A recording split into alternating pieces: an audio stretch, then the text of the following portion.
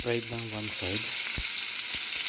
Tapos, kapag naprito yan, i-flip lang natin.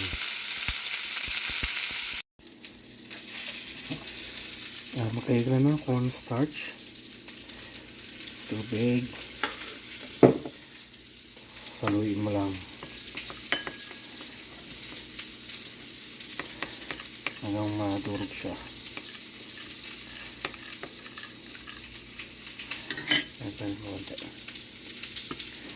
Cornstarch lang yan. Ayan, na-flip na siya. Ngayon, itong cornstarch slurry, iyan mo lang ganyan. Iyan mo lang. Tapos, takpan and let it steam hanggang matuyo yan. So, habang hinintay maluto, may i-steam yan in a low medium fire. Tapos hintay lang maging crispy yung ilalim. You can use flour as well. Ayan. Hindi natin lagyan season kasi gagawa tayo ng dip para sa ating dumplings. Ayan yung sauce natin. Yung dipping sauce. Half lemon. Ayan.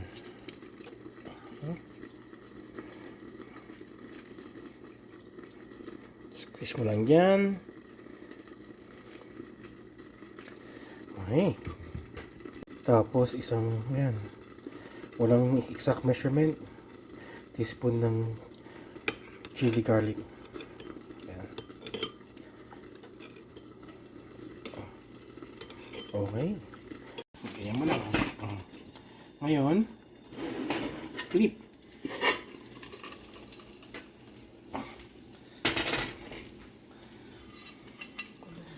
Diba?